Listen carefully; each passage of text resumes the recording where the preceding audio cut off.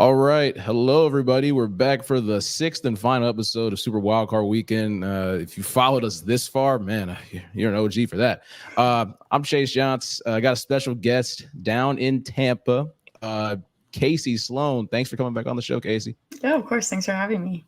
Most definitely. How's everything been down there? It's been good. I'm excited but nervous for Monday, but I think the Bucs will take care of business.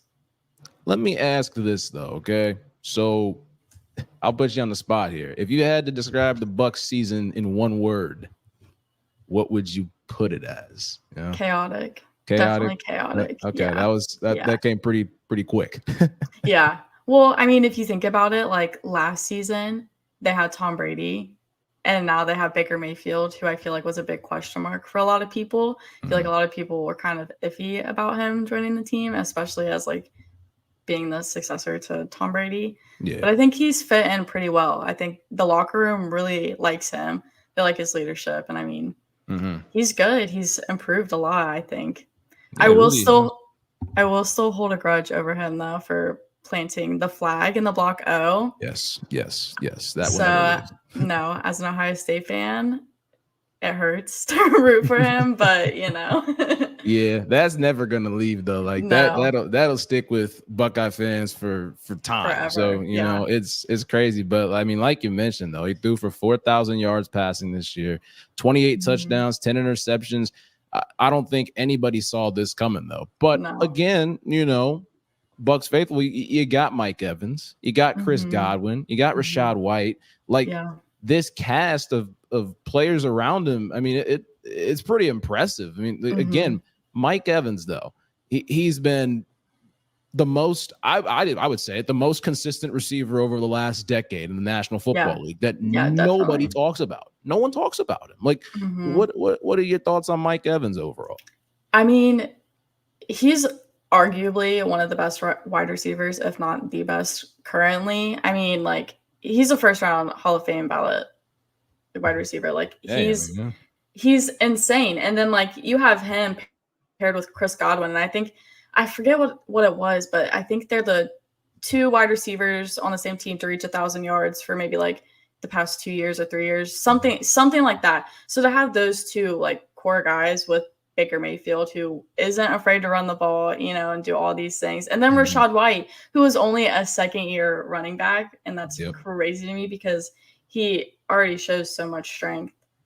Yeah, and that's the thing you mentioned, Rachaad White, like. Only in his second year, the Bucs run game has been, you know, last year was a question mark because they were just kind of, you know, revolving door in a way. You know, you had Leonard Fournette here and there. You had Rachaad White. It was just, you know, a lot of mix and match, you know, combos that were going on down there. But Rachaad took over, had a slower start to the year, but you know what? It was just somewhere late October, early November.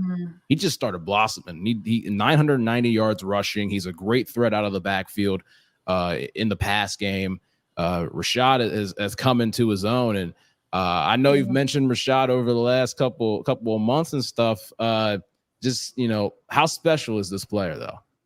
Oh, for me personally, he's extra special because I have him on my fantasy team. Okay. So, I mean, he did great for me this season, but no, he's just great. Like even outside of like on the playing field, he's a great person all around. Like I just feel like for the Bucs, they went from having one of the oldest rosters in the NFL last season to having like the youngest, even with like the rookies that they drafted for defense. Like this team is just really close, and I feel like that helps them a lot, especially towards the end of the season, because you have your veterans stepping up and looking to players. And like even Rachaad White, like I guess for this team, he is a veteran player, and he's like even telling the younger players like, look, I know we've been to the playoffs like 4 years in a row now, but like playoffs are hard to come by. Like getting this opportunity won't happen every year, so like you have to give it your all. Yeah, and that's the thing. I mean, the Bucs, think about it. They've gone 3 years in a row winning the division, and the 1 year they didn't win the division, you know, when they made the playoffs. Exactly. In their home stadium. So that, you know, but it's just it's been a crazy ride ever since the 2020s decade started for the. It's crazy to say 2020s decade. We're 2024 now, but yeah, I mean, the Bucs have had a heck of a time over the last 4 years, and They got a chance on Monday night. I want to talk about this defense real quick. Levante David, leading tackler, 134 tackles, Devin White, 83. But this is taking the news. When it comes to the Pro Bowl voting, all right, Antoine Winfield Jr.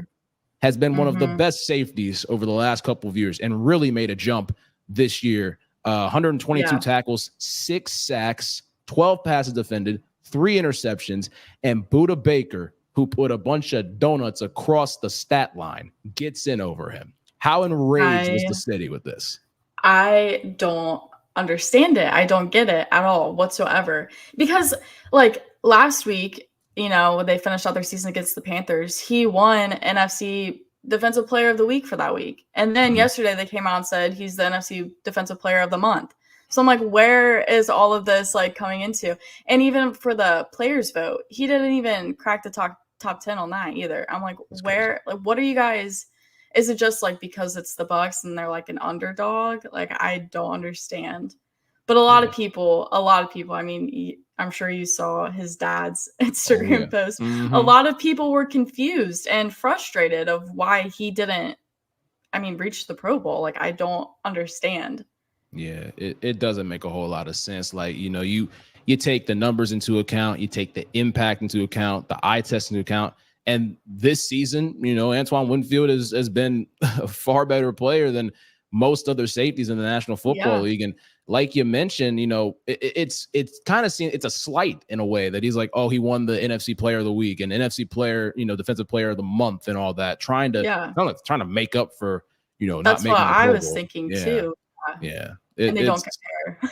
Yeah, it's nowhere near close. It's honestly, it's pretty dirty. I'm not gonna lie, but and pretty much, you think about it from the last week against the Bucs. I know the Bucs and Panthers, it was the Bucs won 9-0, but he's the reason. He's the reason. Yeah, exactly. So it's crazy. He I would I know the Bucs would rather win playoff games, and I think he'd say the same and everything, but still, when you're putting out the work and you're putting the stats up and you're proving the eye test, you got to get the recognition that you deserve. So, but Antoine Winfield Jr. has been balling, and, I'm excited to see what he can do Monday night. The other team in this matchup, so last year you guys played the Cowboys, all right? And, the Cowboys came in and Dak Prescott played a good game in the playoffs. That's one thing. But the Eagles. So we've seen this story before. Monday Night Football in Tampa, Week 3. The Eagles were this, the big bad bully of the NFC. Now they're limping into it. There's a lot of problems, and there have been some reports that Nick Sirianni, I got to check the sources on this one, might be on the hot seat right now. I saw that. It was ESPN.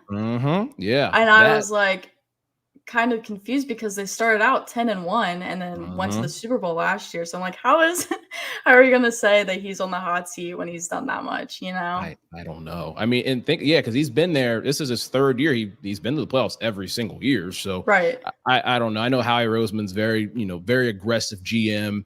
They're going to try to go after what they can, but you don't get much higher than making the Super Bowl and instead of winning it. But nonetheless, that's what makes, with the Bucs being intriguing, and then the Eagles with their collapse over the last month and a half, and the Nick Sirianni effect playing into it.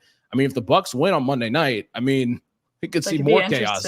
Yeah. We've already seen chaos with Coach, with Pete Carroll and oh my gosh, Bill Belichick, and obviously in college Nick Saban retired. And the Titans coach too, Mike Vrabel. It's been day after day after day that coaches are like, oh, they're safe. Nope, not anymore. It's insane. But the Eagles, all right. Jalen Hurts. I looked at some of his numbers, and he's actually having a very similar season to what Dak Prescott did last year.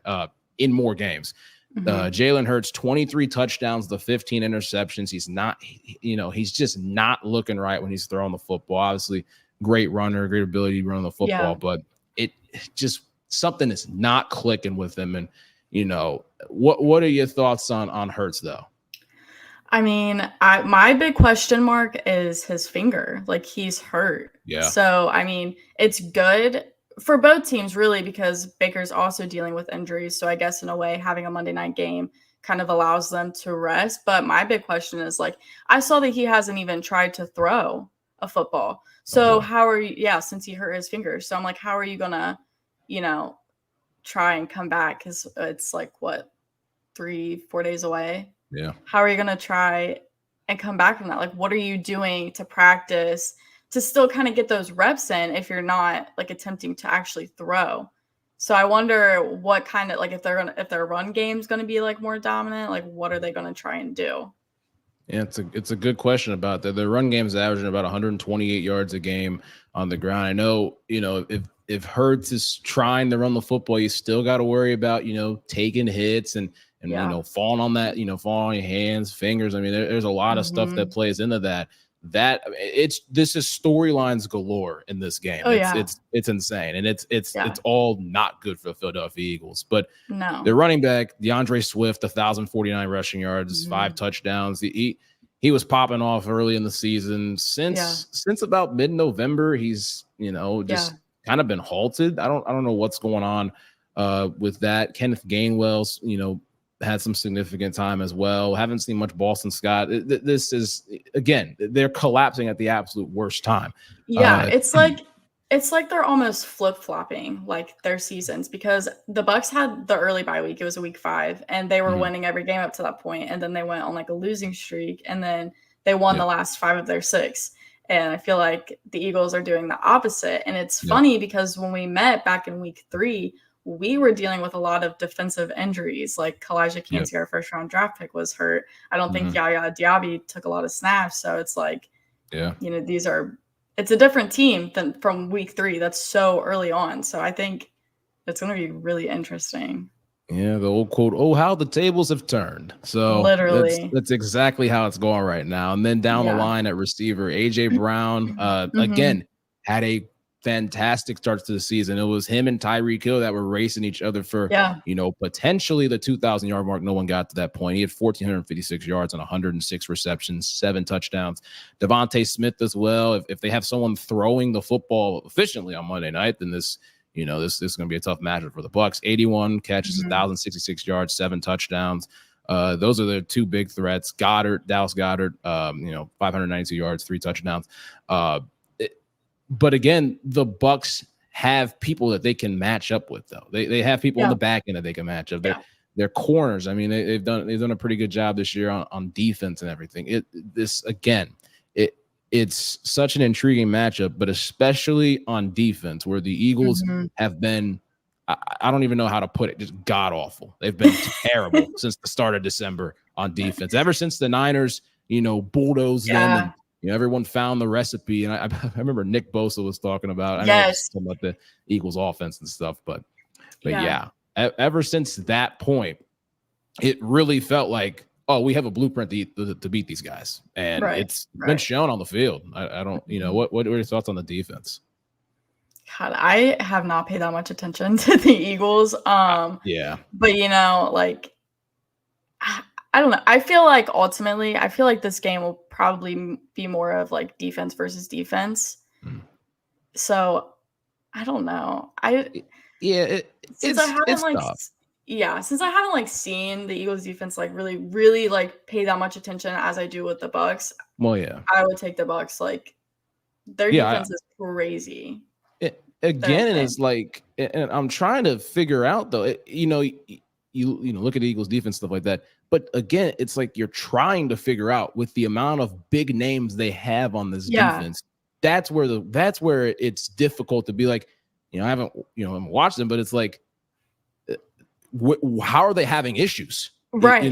How? Yeah. It makes no sense. I mean, the names on this list: Darius Slay, James Bradbury, Kevin Byard, Reed Blankenship. Up front, Jordan Davis, Jalen Carter, Brandon Graham, again, who was the passer? Hassan Reddick. I mean, there's a ton of just stars on this team. And the fact that they're having this big of issues, down the stretch, cannot cement how bad this is right now for this team. I just don't know how you go from 10-1 to falling off so hard so quickly. You know, It like doesn't make sense. no. It really does. And and I'm not going to say they're a one-hit wonder. I don't even Super Bowl last No, year and all no. that stuff, Yeah, but yeah. it really does. And again, this is also interesting. It took me a second. The Bucs and the Eagles played each other in the playoffs 2 years ago. Jalen Hurts first. Yeah, I don't know. It's weird. Go ahead. This is weird. No, you go on ahead. I literally just stopped and I was like, this is weird to think about, but yeah. So it was insane. Like I was at work yesterday talking to the assignment editors who have been at the station for literally 20 years. And they were telling me, they were like, whenever it came to playoffs, it was always the Bucs and Eagles, like always, like even like in 2002, like when Rondé had like returned, you know what I mean? So it's kind of like almost like a rivalry. And when we played in week 3, that was the game where they were honoring Rondé for his Hall of Fame, and they came out and like, they came out and beat us. They were doing on that. Yeah, so I'm like, I didn't realize the history behind it being from Ohio. You know, like I didn't even realize.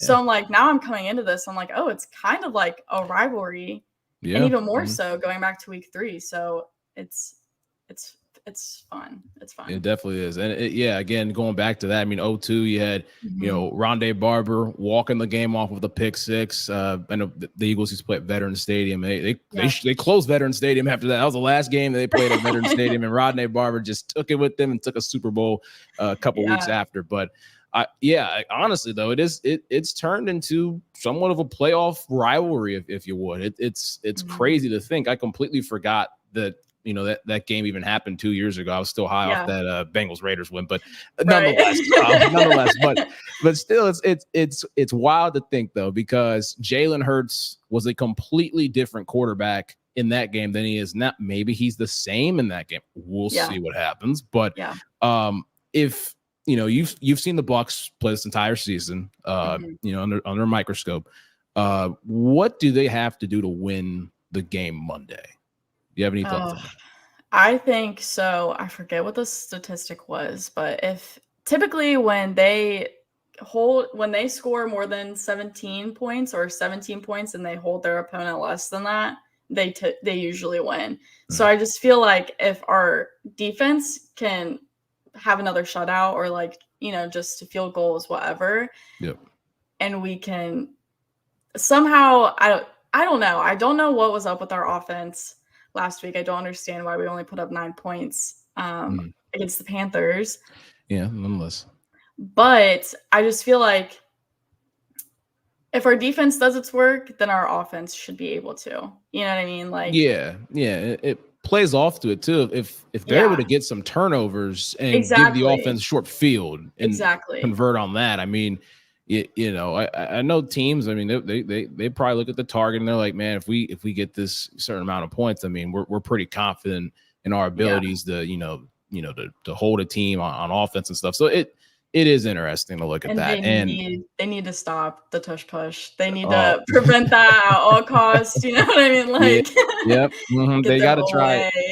They got to find, and that's another thing. They got to, the Bucs in both regards. They got to win first down. It's got to be, you know, we can't give up 5-6 yards on first down and make it second and manageable, and it turns into third and short, which the tush push comes into play. So that, you know, that'll be interesting to monitor for the Eagles.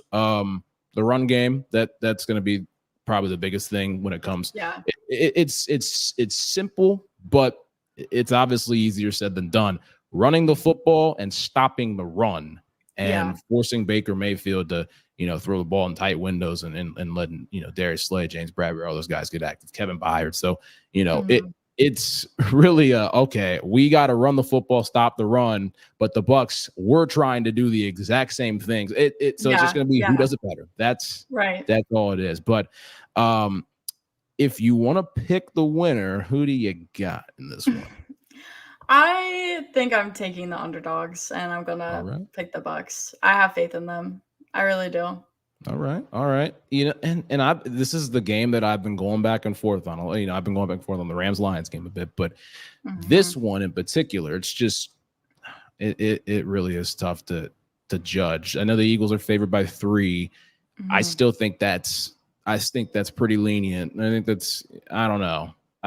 Man, this is tough. I mean, if you think about it, the Bucs were literally favored to win one game this whole season, which is yeah. I mean, it's wild to think. Yeah, it's so unpredictable. Yeah, they are. So, you know what? I won't be offended. You know what? I think this Jalen Hurts thing, that we have not talked about it. No, I have not seen anybody talk about it on national media enough this week. It was talked about on Sunday. All right. Oh, Jalen Hurts finger, it looks ugly, all that. Pushed to the side. At least for me, I don't watch it looked terrible. Yeah. And but I haven't watched a lot of TV this week, but I haven't seen much about it though, which is just surprising when he's a quarterback.